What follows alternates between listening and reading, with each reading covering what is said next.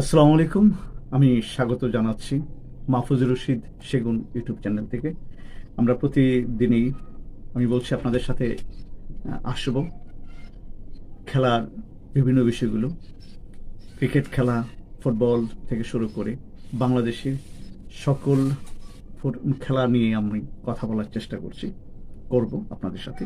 কারণ আমরা খেলাপ্রিয় জাতি। যারা আমার এই ভিডিওটা দেখছেন তাদের কাছে আমার অনুরোধ, আমি ভিডিওটা যাওয়ার আগে যারা সাবস্ক্রাইব করেন নাই এবং শেয়ার কমেন্ট করেন নাই তারা আমার সাবস্ক্রাইব করে আমার সাথে থাকুন। একটু কষ্ট করে সাবস্ক্রাইব বাটনে টিপ দিয়ে আমার ভিডিওটা দেখেন। আজকে যে বিষয়টা কথা বলছি সাকিব আল হাসানের ব্যাপারে।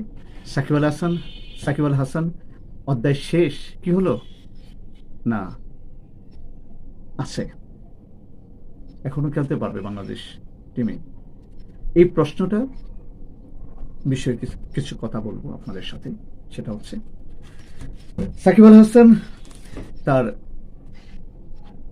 ব্যক্তি সাকিব আল হাসান, ক্রিকেটীয় সাকিব আল হাসান। ব্যক্তি সাকিব আল হাসান অনেক সমালোচনা আছে, তার অনেক প্রশ্ন করা যাচ্ছে তাকে নিয়ে।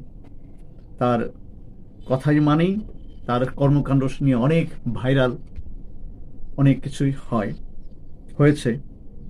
তো সাকিব আল হাসানের ক্রিকেটীয় সাকিব আল হাসান, ক্রিকেটার সাকিব আল হাসান কিন্তু বাংলাদেশকে অনেক কিছু দিয়েছে। বিশ্বের সেরা অলরাউন্ডারদের মধ্যে যারা দীর্ঘ সময় র্যাঙ্কিংয়ে দাপিয়ে বেরিয়েছে, আমরা এক কথা বলতে পারি সাকিব আল হাসান তার ক্রিকেট দিয়ে বাংলাদেশকে অনেক জায়গায় পরিচিতি দিয়েছেন, বাংলাদেশের জন্য গর্ব ছিল।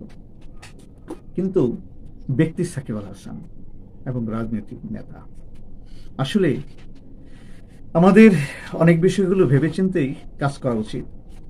আমরা একজন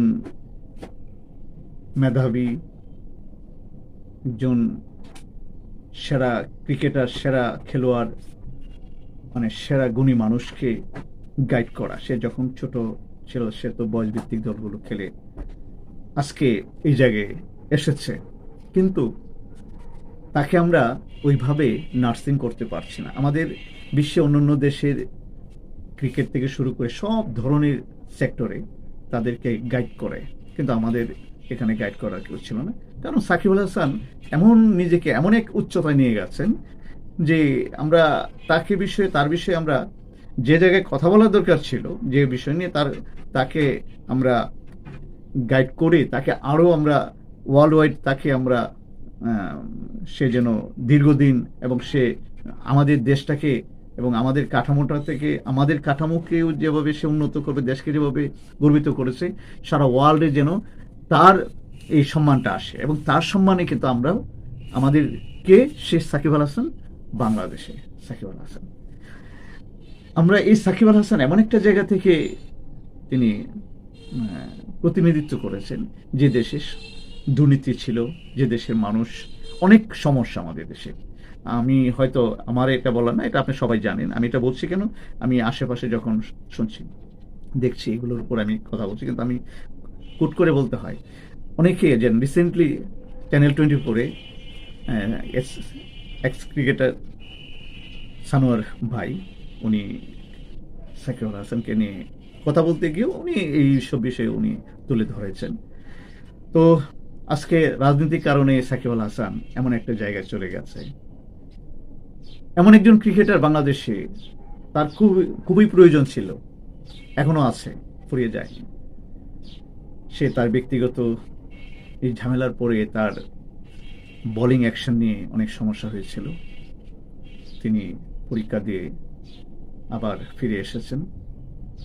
কিন্তু প্রশ্ন একটা, সাকিব আল হাসানকে আমরা অবহেলা করে অথবা তাকে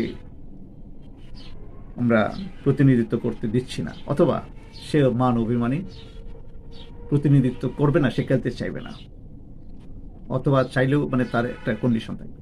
কিন্তু দিন শেষে এদেশের ক্রিকেটে তাকে এই বোর্ড এই দেশে ক্রিকেটে তাকে সাকিব আল হাসান তৈরি করেছে, কিন্তু তাকে সেভাবে কাজে লাগাইতে পারেন, এটা আমাদের দেশের জন্য ক্ষতি।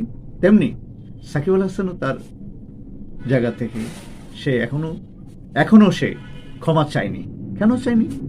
তারও এখানে সমস্যা আছে। কারণ ক্ষমা করে দেওয়া, ক্ষমা চাওয়া এটা মহত্বের পরিচয়, এবং এটা অনেক কিছু বলে। যারা জ্ঞানী মানুষ এরা নিজেকে ছোট ভাবে কখনোই অহংকার করে না। তো সাকিব আল হাসান, আমি আমি বলতে পারি না, কারণ আমরা চাই সাকিব আল হাসানও তার সেই বিষয়টা চিন্তা করবে, এবং আমাদের বোর্ড অথবা আমাদের দেশে মানুষ কিভাবে সাকিব আল হাসানকে, ব্যক্তি সাকিব আল হাসান না, তার ক্রিকেটের ব্যাপারে যদি আমাদের কাজে লাগানো যায়। এবং সে তো অবসর ঘোষণা করেছে, সে টেস্ট খেলা বাকি আছে, ওডিআই এবং টি-20 থেকে তিনি অবসর গ্রহণ করেছেন, অবসরে চলে গেছেন। ক্রিকেটে তিনি দেশ থেকে উনি চেয়েছিলেন যে তিনি দেশ থেকে শেষ করতে চান। সাকিব আল হাসান সে ভালো থাকুক, সে বাংলাদেশের খুবই প্রয়োজন। তার ব্যক্তি জীবনের দেশীয় যদি কোনো আইনের বিষয়ে যদি কোনো সে অপরাধী হয়ে থাকে, তার শাস্তি সে পাবে। তার শাস্তিটা যেন ওইভাবেই করা হয়, কারণ আমাদের সিস্টেমটা এমন একটা জায়গায়, আমাদের অনেক মেধাবী এবং ভালো মানুষও এই সিন্ডিকেট এবং এই ভালো থেকেও আমরা যেখানে ভালো কিছু আশা করতাম, আমরা সেটার জায়গায় আমরা হতাশ হলাম। তার পজিটিভ মানুষটা নেগেটিভ হয়ে গেছে। তো সাকিব আল হাসান ভালো ফিরে আসুক এবং বাংলাদেশের প্রতিনিধিত্ব করুক। আর যদি না হয়, আসলে এটা সিস্টেমে, বোর্ডের ব্যাপার, দেশের ব্যাপার। আর আপনার যদি কোনো প্রশ্ন থাকে, আপনি কি মনে করেন সাকিব আল হাসান খেলুক, না আপনি চান না? কমেন্টে গিয়ে লিখেন যে আপনি কি চান। আমরা বলতে পারি, আমার বিশ্লেষণ, তথ্য আপনার সমর্থন করতেও পারেন, নাও করতে পারেন। এটা সব কিছু আপনাদের। আমি বলে যাচ্ছি, আমি যা শুনছি, এবং যেহেতু আমি শুরু করেছি, আপনারা জানেন ভালো করে, এটা বারবার বলাটা ঠিক না। আমি শুরু করছি, আমার ভুল ত্রুটি আসবে, আমি হতে পারে ধীরে ধীরে এগুলা কেটে যাবে। সেটা যদি আপনারা ওইভাবেই, যদি আমার কোনো কিছু সমস্যা হয় আপনারা বলবেন, আমি আপনাদের সেই ভুলগুলোকে সম্মান করে এবং আমি নিজেকে আরেকটু ভালো করে আপনাদের সামনে আসার চেষ্টা করব। আপনারা ভালো থাকেন, সুস্থ থাকেন।